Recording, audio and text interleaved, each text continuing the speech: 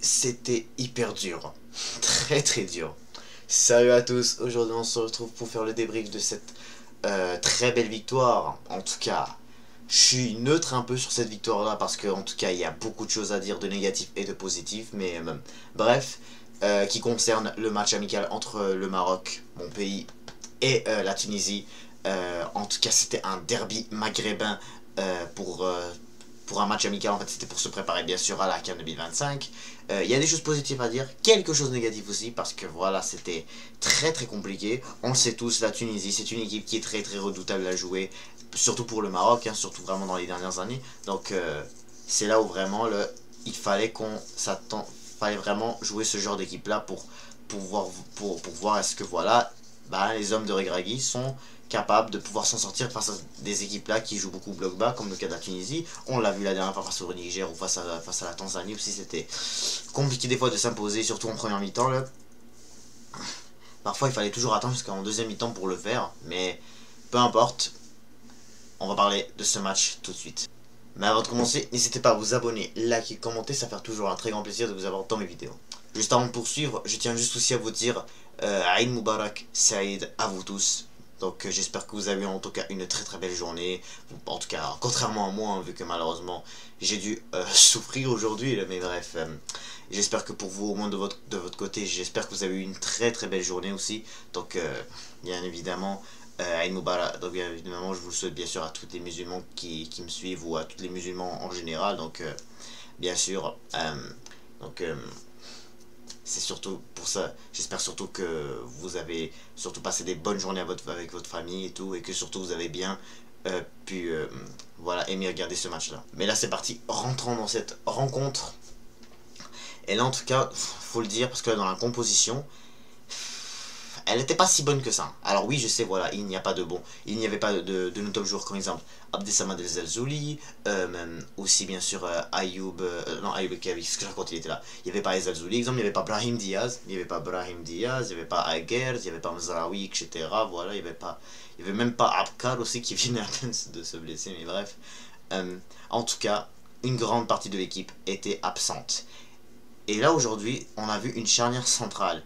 En tout cas, on a vu dans les buts, bien sûr, Yacine Bounou. Bounou, en tout cas, il n'a pas vraiment fait énormément de trucs, à part le fait que dans cette deuxième mi-temps, il y a eu une action où est-ce que c'était très proche d'être un penalty, mais finalement, il n'y avait pas du tout penalty là, sur cette action-là. C'était en fin de match, juste avant qu'on marque le deuxième but. Bounou, tout simplement, a essayé de prendre le ballon, mais finalement, en tout cas, je pense, en tout cas, il l'a pas pris, mais en tout cas, le joueur tunisien a essayé de faire du cinéma un peu et tomber. Et puis là, il s'est pris un carton rouge juste après, donc déjà c'est bien fait. Mais sinon, par ça, les Tunisiens n'ont pas vraiment fait de frappe dangereuse.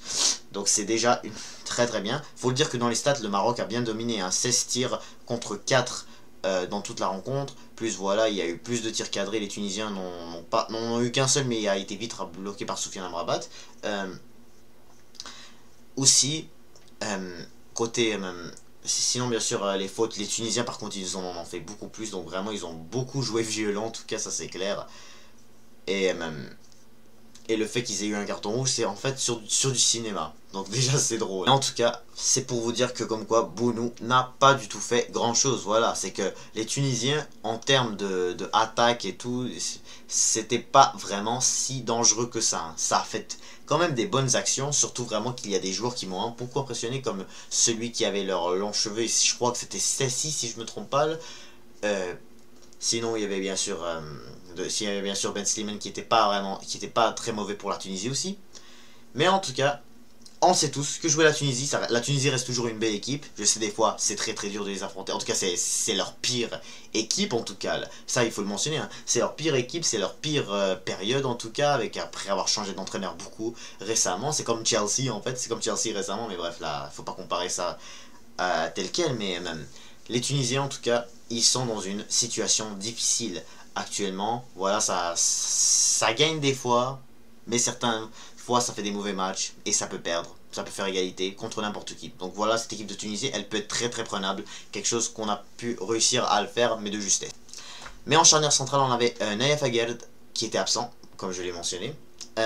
Bien sûr, il n'y avait pas non plus de Shadi Riyad qu'on était censé d'habitude appeler tout le temps, mais malheureusement pendant toute la saison on l'a pas vu. Mais sinon on a vu Jawad El Yamik qui a aussi bien maîtrisé la défense, avec bien sûr de l'autre côté, à côté tu avais Adam Massina qui a fait lui aussi un très très bon match. J'ai été beaucoup impressionné, alors que pourtant lui d'habitude c'est souvent un joueur qui joue beaucoup plus latéraux, latéral si je me trompe pas, mais aujourd'hui il a beaucoup joué défenseur central et ça a très très bien marché. Puis bien sûr en latéral, tu avais Belhamri qui a été excellent, il a bien couru vite, il a essayé de faire des beaux centres. C'était, en tout cas je pense, pour moi c'était je crois le meilleur match de Belhamri avec le Maroc, c'était vraiment aujourd'hui. Hein.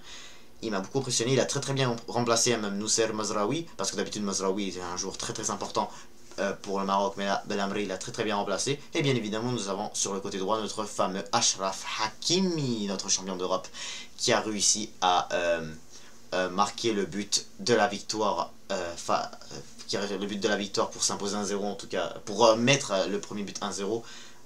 Voilà, à la 81e minute dans un corner, c'était très très bien fait. Hakimi a été bien sûr notre meilleur match parce qu'il a fait parce que c'est le joueur qui a fait le plus de choses pendant toute la rencontre. Hakimi aussi, il a fait beaucoup et beaucoup pendant cette rencontre, il a donné beaucoup. Donc vraiment, s'il serait pas là et s'il nous aurait pas mis vraiment ce but dans ce match à ce moment-là, c'est certainement ça aurait pas été la même. Certainement vraiment le Maroc, je suis pas sûr si même il gagne ce match-là, s'il serait pas là. Hein. Donc heureusement que le PSG en tout cas nous a laissé le prendre pour au moins ce match-là. Donc mais bref, mais ce que je veux dire c'est qu'en général cette défense à 4 elle a très très bien fonctionné. Hein. J'ai beaucoup aimé voir ça, malgré que voilà au début je me suis dit est-ce que ça allait être difficile de jouer sans ces deux-là. Elles sont bien sûr Akred, en tout cas en particulier Akred parce que voilà l'autre. En tout cas, il n'y avait pas non plus de... Bien sûr, Romain Saïs voilà, il n'est pas vraiment en top forme actuellement. Donc, en général, c'est surtout Akred qui vient beaucoup en équipe nationale. Donc, c'est surtout un joueur, c'est surtout lui, vraiment la base de la défense. Et là, s'il n'est pas là, est-ce que vraiment, est-ce qu'on peut vraiment faire quelque chose sans lui, voilà. Et on a pu faire ça sans aucun problème. Surtout que voilà, la Akred, je pense il n'a plus vraiment... Le Maroc n'avait plus vraiment joué sans Akred, je pense, depuis la Coupe du Monde 2022, si je me trompe pas. Hein. Depuis la défaite contre la Croatie ou la France, voilà, on n'avait plus vraiment joué... Ou même le Portugal, je dirais, je pense pas vraiment, depuis la Coupe du Monde, en tout cas, le Maroc n'avait pas vraiment joué de rencontre sans Nayef Akred. Mais en tout cas, c'est tout pour la charnière centrale, très satisfait, encore une fois. Milieu de terrain, là il faut qu'on parle. Amrabat, déception totale. Amrabat, ouais, ok, d'accord, quand même, il a quand même essayé de faire ce qu'il a pu faire, mais c'était difficile quand même. Hein. Parce que Amrabat, là, faut le dire que même, il était vraiment comme, comment dire ça, il était comme vraiment perdu lorsque le milieu de terrain de la Tunisie vraiment essayait de circuler avec le ballon pour essayer de créer des occasions. Voilà, Amrabat n'était pas toujours en action pour essayer de faire le plus de blocs. Parfois il risquait beaucoup, hein. Parfois il risquait beaucoup aussi, hein. Lorsque voilà, il essayait de se retrouver avec les autres milieux de terrain ou les autres défenseurs, des fois c'était pas facile et même à quelques reprises ça donnait même des ballons parfois aux joueurs de la Tunisie. Donc c'est là où Amrabat vraiment a besoin de se réveiller à vite fait s'il veut continuer de garder sa place en tant que milieu défensif de l'équipe du Maroc. D'habitude il est censé être un énorme guerrier pour cette équipe des Lions de l'Atlas, mais comme là alors, récemment il n'a plus vraiment montré grand chose d'impressionnant parce que souvent voilà ils sont pas à top de la forme, il n'est pas en top de sa forme ni non plus en club.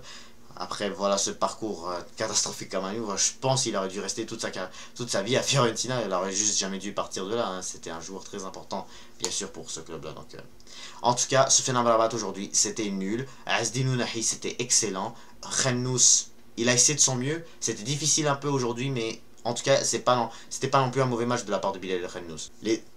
Ces deux milieux de terrain là, Ounahi et Khennous, je pense Ounahi a fait un petit peu mieux parce que souvent en tout cas récemment, Ounahi, des fois, c'est bon des fois dans des matchs amicaux, mais c'est nul dans des matchs officiels, en fait. Ou encore différent, Ounahi, des fois, c'est nul quand il joue à l'extérieur, mais c'est fort surtout quand il joue à domicile. Voilà, on se rappelle, récemment, avec le Niger et tout, c'était pas fort du tout. Donc là, pour bien reprendre mes mots, c'est surtout Azdin Ounahi, il est meilleur lorsqu'on joue des matchs amicaux. Et on le voit bien, hein, en plus à domicile, on l'a bien vu aujourd'hui face à la Tunisie, il a beaucoup apporté d'occasions, surtout voilà, lorsqu'on a fait des changements, mais en général la plupart de nos contre-attaques vraiment venaient beaucoup de ce jour-là. Khennous, en tout cas il a été il s'est fait beaucoup frapper par les joueurs tunisiens, ça c'est clair. Pareil pour Ounahi. C'est sûr que voilà, nos deux meilleurs milieux de terrain, pourquoi ils ont eu du mal, c'est parce que vraiment, on sait tous que cette équipe tunisienne, aussi, elle a vraiment un caractère qui brise un peu le football. C'est une équipe qui joue beaucoup comme frapper, beaucoup à faire des tacles vraiment bizarres, à attraper, vraiment, ça joue juste un petit peu trop violent dans le football africain en particulier. Donc c'est pour ça que vraiment, il y avait beaucoup de nos bons joueurs qui ont pu essayer de leur mieux, mais que en particulier c'était beaucoup plus difficile que face à d'autres équipes. C'est un peu ça aussi lorsque tu affrontes cette équipe nationale des Aigles de Carthage. C'est surtout, voilà, il faut que tu sois très bien prêt physiquement, parce qu'à la Coupe d'Afrique ça peut être même pire que ça. Mais par contre, notre plus grosse déception en tout cas c'était Youssef Enesiri. Il a fait une tête quand même, mais sinon en général, il a été à l'envers aujourd'hui. Il a vraiment fini comme... Il a vraiment été comme... Il a fini à l'envers. Parce que là, pourquoi je dis à l'envers, mais parce que là, il a juste été transparent. Il a juste été transparent.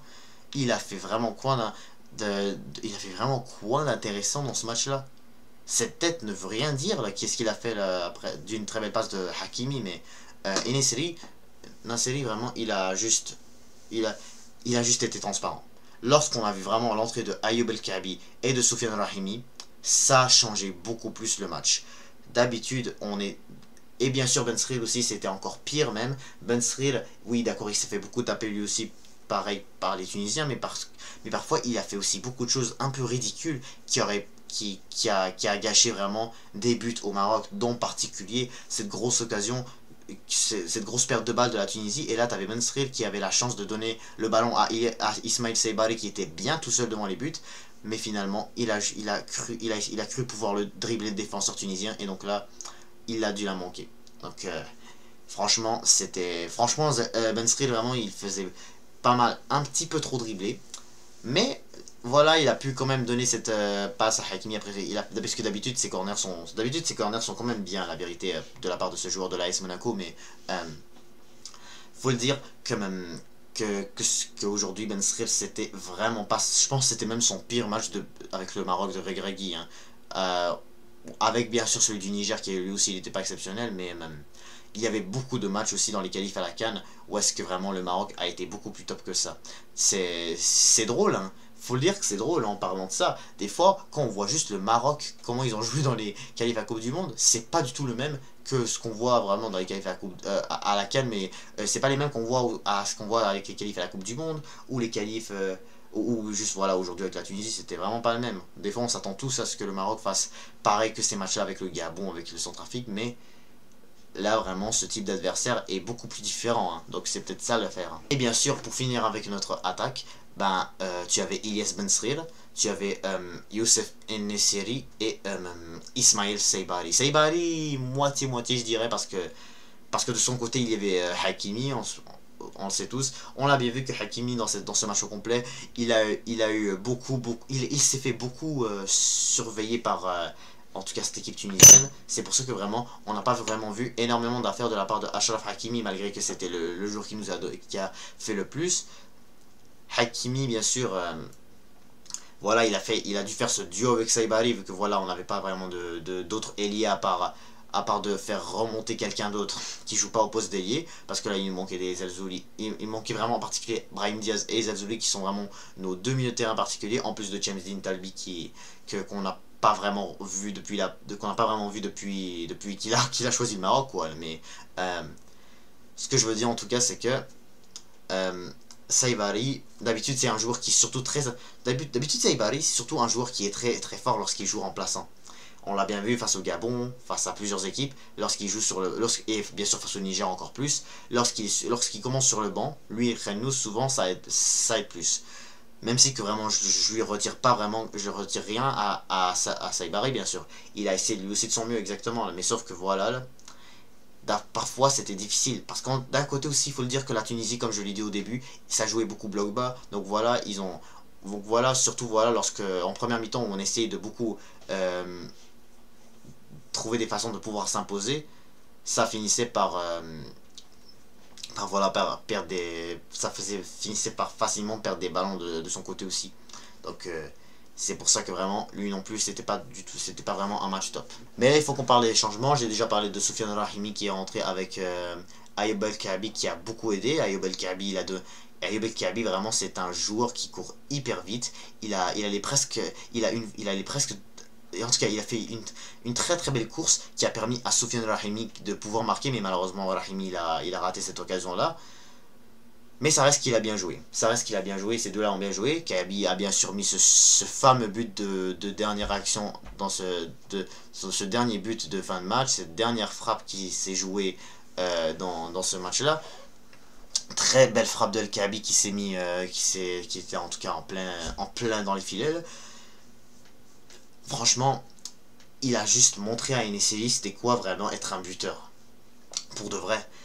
Kaabi, il a intérêt à commencer tout le temps. Là. Lui ou Rahimi, Regragui pour voir ça, mais Kaabi devrait, selon moi, ça devrait être El Kaabi. Ça doit être El Kaabi. Mais Rahimi, bien sûr, je le retire rien parce que lui aussi, c'est un joueur qui a beaucoup apporté pour cette équipe depuis les Jeux Olympiques. C'est un joueur très excellent, donc je peux vraiment, lui non plus, rien lui retirer non plus là-dedans. Mais un joueur aussi que j'ai beaucoup aimé, c'était Marouane Senadi. Moi, qui l'a beaucoup critiqué lors de leur élimination contre Manchester United avec l'Atlético Bilbao, son match vraiment a été un peu une déception. Voilà, il a été un peu lourd aussi. Voilà, c'était pas vraiment peut-être un buteur qu'on pensait s'y attendre. Mais à certains moments aussi, faut le dire que des fois avec l'Athletic Bilbao, ça faisait des bons matchs aussi. Hein. Donc je peux pas vraiment dire non plus que c'était peut-être pas une mauvaise idée de pouvoir le convoquer. Mais je me suis quand même questionné en tout cas de pouvoir convoquer 5 avant-centre avec Igaman, bien sûr Kaabi et Rahimi plus Enesiri. Mais son entrée a très bien fait. D'ailleurs, c'est lui qui a donné la passe D à Enesiri, à Kaabi bien sûr. Bien sûr, Marouane Senadi, voilà, c'était la première action qu'il fait, c'est cette passe D qui même permet à Kaabi de pouvoir élargir ce score face aux Tunisiens. Mais vraiment, ça aurait été cool de faire mieux aussi. Hein. Ça aurait été cool vraiment de faire mieux, de pouvoir peut-être leur mettre un 3-0, un 4-0, pourquoi pas, hein, mais on peut jamais vraiment s'y attendre parce que vraiment les équipes africaines, le football africain, c'est pas du tout facile. Hein. Peu importe tu joues ou t'es au Maroc ou t'es dans un autre pays, c'est pas vraiment la même. Donc c'est là où tu peux pas vraiment te cacher que jouer ce genre d'équipe, c'est pas du tout ce que tu peux t'y attendre en tant que équipe nationale du Maroc. Hein.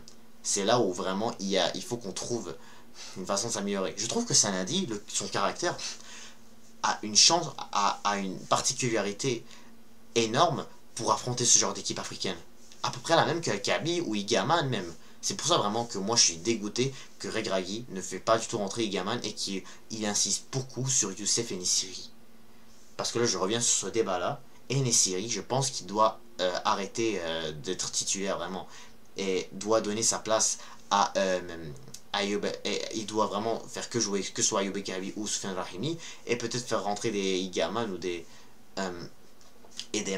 comment ça s'appelle, des Marouane Senadi là. Et juste pour être clair là, parce que là, lundi on joue le Bénin contre le Bénin là, parce que ça aussi ça va pas être un match facile, hein, je vous le dis tout de suite. Hein. Il y en a qui peut-être vont le prendre un peu facile, mais moi je vous dis il est pas facile. Hein. Je dis pas ça juste parce qu'en 2019 il nous a éliminé de la CAN. Mais non, ça va pas être facile. Ça reste une équipe qui va sûrement jouer à peu près la même que la Tunisie, selon moi. Je pense que oui. Je pense que oui. Donc, il faudra vraiment aussi se méfier de ce match-là. Mais, en tout cas, dans ce match-là, ce que je veux voir, c'est je veux voir au moins Igaman être sur le terrain. Là. Parce que là, ça fait déjà 2 fois il se fait convoquer et il ne joue même pas. Et ça, c'est vraiment pas une bonne chose de vraiment toujours l'appeler, qu'il fasse toujours, pour qu'au final tu fais jouer des joueurs qui a peut-être fait une belle compétition peut-être en 2022 comme le cas de Enesiri, exemple de Amrabat, voilà, écoute, ça n'a rien à voir, mais comme juste c'est le temps là qu'il faut faire des changements des fois là. Et je trouve que Igaman mérite totalement de jouer pour l'équipe nationale du Maroc. Et pour revenir à cette rencontre en général, je suis très content d'avoir gagné, en tout cas un grand adversaire aussi comme la Tunisie qui est quand même pas non plus une équipe nulle en général. Oui, ils sont pas forts non plus à ce moment-là, c'est leur pire équipe en fait. C'est la pire équipe tunisienne, là, faut l'assumer quoi, mais comme ça reste quand même une nation qui est quand même redoutable à jouer. Hein. Jamais elle est facile à affronter en Afrique. Donc c'est sûr que tu gagnes ce genre d'équipe, en plus avec le Gabon récemment, etc. C'est des équipes quand même que souvent le Maroc avait du mal avant. Et là, on a pu le faire maintenant. Là. Et j'espère qu'on pourra faire la même avec le Bénin. Parce que le Bénin qui nous a sorti en 2019, vraiment c'était un cauchemar là pour le Maroc. C'était un cauchemar cette défaite au tir au but parce que tu avais beaucoup de chances de la gagner. Ça me rappelle Man United Arsenal en FA Cup hein, quand je pense toujours à ce match là. C'est vraiment c'est vraiment un match copié-collé ou un match plutôt partagé. Hein. Vraiment, penalty raté de Ziyech, penalty raté d'Odegaard. Mais en tout cas, voilà, c'est la fin de saison, laissons faire les Gunners, là, mais bref. Pour revenir voilà, à ce match contre le Bénin, bah voilà, tu t'es fait éliminer au tir au but alors que tu avais entièrement la chance de le remporter ce match-là et aller en quart de finale. Donc c'est pour ça que vraiment il faut montrer au Bénin qu'encore on n'a plus vraiment peur d'eux. Et je pense que là on pourrait le faire hein, si on fait vraiment ce genre de match. Donc vraiment bien sûr je vais pouvoir vous revenir là-dessus. Donc bien, donc voilà. Donc encore une fois très content, très satisfait en tout cas du match de certains. Surtout de l'effort de qu'est-ce qu'ils ont fait. Et on espère bien sûr voir mieux face au Bénin. Et bien sûr, pour revenir à Hakimi aussi, je pense que cette fois-ci, on devrait le laisser. Pour peut-être donner une chance aussi à Omar Hilali, qui a pas pu faire aussi qui a pas pu jouer aussi sur les 3 derniers matchs. Là, donc, voici Hakimi, là, c'est sa Coupe du Monde des clubs qui arrive. Donc là, il faudra le faire reposer, bien évidemment. Donc, Hilali, selon moi, devrait commencer, pourquoi pas, en tant que titulaire contre le Bénin. Ça va être le temps de voir. Est-ce que c'est un très bon une option pour le Maroc. Avant de terminer cette vidéo, j'ai pas pu le faire hier, mais je vais revenir vite sur ce France-Espagne qui a fini sur le score de 5-4 pour l'Espagne en demi-finale de Ligue des Nations. Donc l'Espagne qui rejoint le Portugal pour cette finale de Ligue des Nations. La France qui rejoint l'Allemagne pour cette petite finale de 3ème place. C'était un très beau match. Mais en général, l'Espagne dominait. Il gagnait 5-1 avec un but de Williams, but de Merino en première mi-temps. Deuxième mi-temps, tu as Yamal avec un penalty. Si je me trompe, ensuite, qui avait mis le 4ème c'était Pedri, ouais, c'était Pedri qui avait mis le 4ème. Mbappé qui avait mis le penalty. Et il y avait Yamal qui a mis le doublé. Donc voilà, c'était 5-1 pour la France. C'était vraiment une grosse humiliation. La défense, en tout cas, c'était pas mal la chose qui manquait beaucoup à la France. Il n'y avait pas de Koundé, il n'y avait pas de Saliba, bien évidemment. Notre Gunners n'a pas pu être présent à cause d'une mini blessure juste après la rencontre contre Newcastle United. Donc c'était pas vraiment le jour pour l'équipe de France, hein, parce que juste après, t'as Cherki qui entre, en tout cas, t'avais quand même des Doué, des Dembélé qui a réussi à gagner la Ligue des Champions, mais juste après, ils se font taper par l'Espagne. Et voilà, t'as Cherki qui rentre et tout, qui arrive à tout changer qui aurait pu tout changer pour la France. Il a mis une superbe frappe, il a provoqué aussi un but à un CSC, voilà, bien sûr, Colomoni a pu réduire le score à 5-4 aussi. Donc la France avait une grosse opportunité de pouvoir peut-être au moins revenir, faire une grosse remontada à 5-5. Franchement, ça aurait été incroyable. Hein. Bien sûr, Colomoni qui avait raté ce face-à-face, hein, qui aurait peut-être pu encore mieux aider.